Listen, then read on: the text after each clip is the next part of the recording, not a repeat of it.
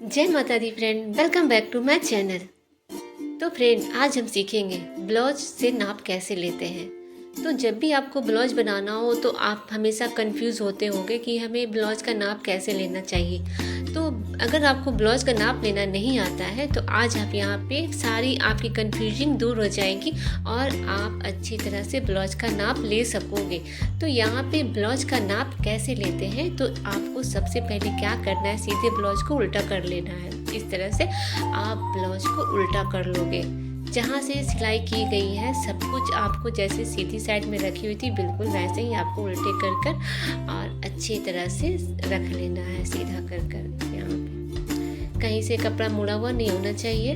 जहाँ से सिलाई की गई है वहाँ से आपको सीधा कर लेना है, हर एंगल से सीधा रख लेना है और अच्छे से सीधा करने के बाद सभी कुछ अच्छे से मिला लेना है। ठीक है, यहाँ पे सिलाई की गई है ना, तो ये सिलाई वाली जो हिस्सा है इसको आप अच्छे से सीधा कर लोगे। कपड़ा मुड़ा हुआ नहीं होना चाहिए, बिल्कुल सीधा होना चाहिए।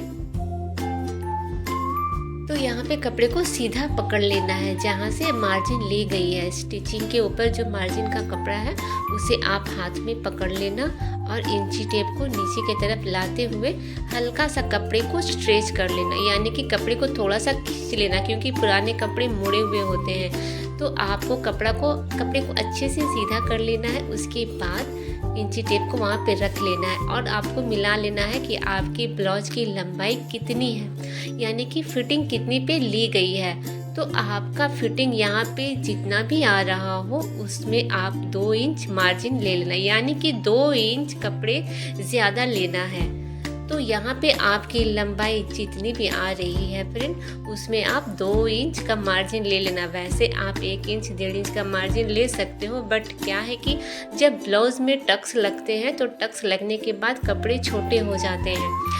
तो कपड़े छोटे हो जाने के कारण आपको फोल्ड करने के लिए कपड़ा नहीं बचता है, फिर आपको अलग से पट्टी लगाना पड़ता है, पट्टी को जोड़ना पड़ता है। तो पट्टी जोड़ना ना पड़े इसलिए आपको 2 इंच ज़्यादा कपड़ा लेना ही पड़ता है। तो ये हो गई फिटिंग। जहाँ से आपकी चेस्ट की फिटिंग ली जाती है ये वहाँ की फिटिंग है। यहाँ पे भी आप देख सकते हो जितनी भी मेजरमेंट आपके ब्लाउज की आ रही है, जहाँ से आपकी सिलाई की गई है वह आपकी फिटिंग होती है। ठीक है, तो जहाँ से सिलाई की गई है वह फिटिंग है और बाकी जो कपड़ा बच रहा है यहाँ पे यह मार्जिन हो गया। ठीक है, तो यह मार्जिन का लिया गया कपड़ा है।